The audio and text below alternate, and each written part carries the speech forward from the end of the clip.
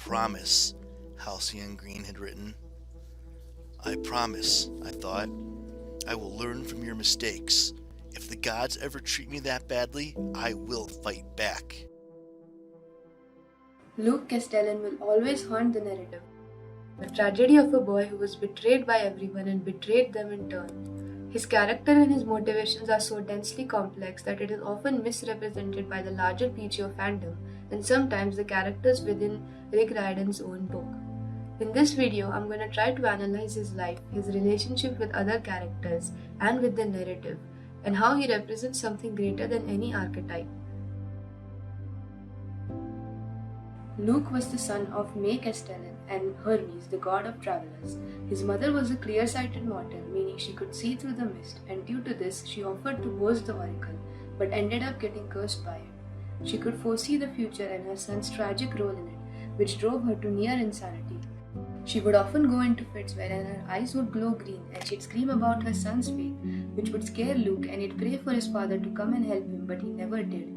He grew up with whispers of his tragic future, not being able to make sense of anything, but still having a hatred towards his father for having abandoned them both. His life was always overshadowed by the predictions of his mother's.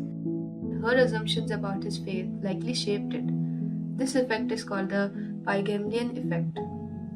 And it means when we expect certain behaviors of others, we are likely to act in ways that make the expected behavior more likely to occur. May Castellan could see her son's future, and we can assume that she treated him differently because of this, and this likely had a huge effect in him fulfilling it. Would he have still had the same faith if May had never seen his future? We'll never know.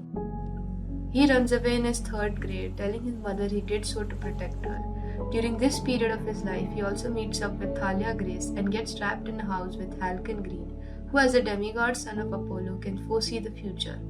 This is where this concept of a self-fulfilling prophecy is amplified even more.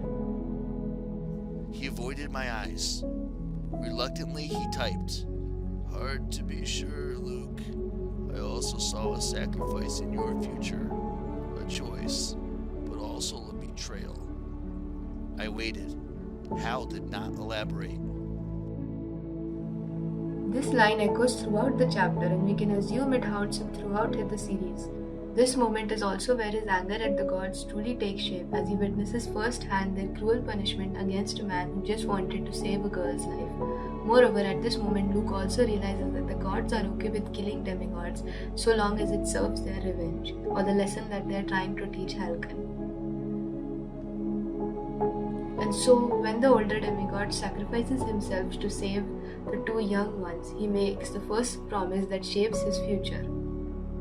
On the same day, he also finds Annabeth Chase in an alley and gives her the dagger that Hal gave to him as a means of protection. Annabeth was so young, but she'd learned a hard lesson, just like Thalia and I had. Our parents had failed us. Demigods had only each other. I put my hand on Annabeth's shoulder. You're part of our family now, and I promise I'm not going to fail you like our families did us. He makes 2 promises that day. One to a dying man swearing revenge, and another to a young girl swearing protection. The gods want us to fight for them, worship them, fear them. And they've gotten away with it for far too long. Before we go further into Luke's story, I want to ask a simple question. What makes a good villain? I believe the answer lies in the protagonist of the story, not the villain. A villain can only be considered great if they challenge the hero of the story, and in doing so, challenge us, the audience. They need to shake the beliefs of the hero, or the beliefs of the world that the hero inhabits, the world that we as readers or as viewers inhabit with them. I believe this is why Joker is one of the greatest villains. The idea of an irredeemable man who fights against a man who believes everyone is redeemable. A madman who gives in to his every impulse fights against a man whose every action is calculated. A demigod who will burn the world if it helps his family faces off against a demigod who burned his family in pursuit of revenge. The rivalry between Percy Jackson and Luke is a rivalry between rage and loyalty. Luke's first words in The Lightning Thief are to welcome Percy into Cabin 11 and into the casual negligence of the gods. His last words as he dies from the cursed blade are a transfer of the promise he made years ago.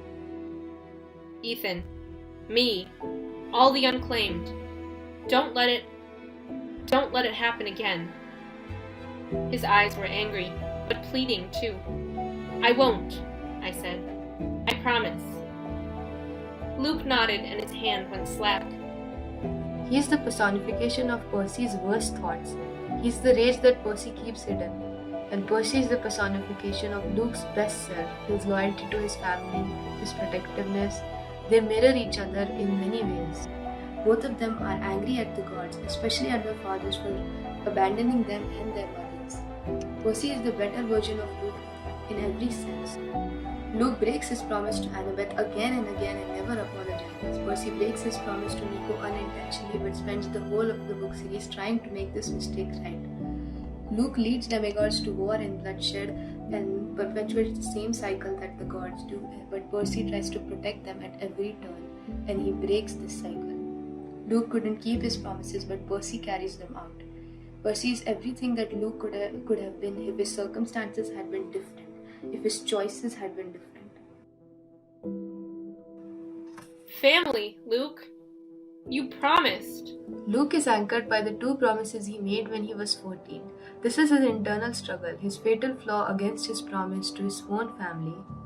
Thalia and Annabeth are the only two who can snap him out of Cronus' control, the only two who make him falter in his path. She gazed at Luke, her eyes full of pain, as if the only thing she wanted in the world was to believe him. Then she leveled her spear. You aren't Luke. Don't kill him!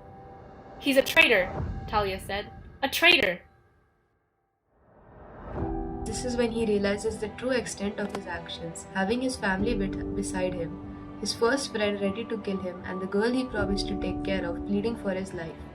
All of this time he had been convincing himself of a false hope that one day all three of them would fight Olympus together. He doesn't see anything wrong with his ways because he's convinced himself that he's right. Otherwise he'll crumble. Otherwise all that betrayal, that bloodshed is for nothing. This tendency is defined as cognitive dissonance, and that is when two beliefs are inconsistent, individuals experience negatively arousing cognitive conflict called dissonance. Because the dissonance is aversive, the individuals try to reduce this by changing one or the other beliefs.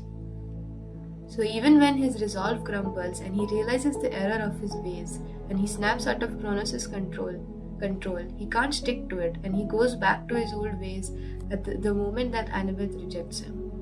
This is his faith, the tale he's been told since he was born, and he finds a comfort in it. But once he's broken this dissonance, once he can see past the illusion, past the manipulations of Cronus, he can't go back to the state of ignorance, and his doubt increases throughout the last book as war wages on around. In the final battle, he finally finds the courage to look past the rage, past the prophecy that he's been fed his whole life, this system of violence and abuse that he realizes he's only been perpetuating.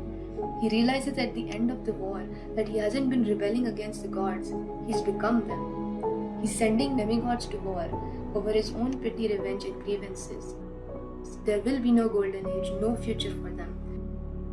He realizes that the solution to God's apathy and violence isn't more violence. He sees through his fatal flaw and sees only the damage he's caused. The damage he's caused to his family, the ones he swore to protect, the one he swore he would never fail. And so he sacrifices himself to end Cronus and to end the cycle of revenge that must be stopped. This exact moment is when Luke becomes more than a villain but less than a hero.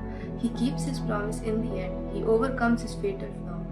And more importantly, he changed for Annabeth, unlike the gods who choose not to change. Luke's life and death are proof that the cycle can be broken. We are not destined to be our parents or our family. We are not destined to repeat the cycles that they started. We are not destined to simply carry out the expectations that others have thrust upon us.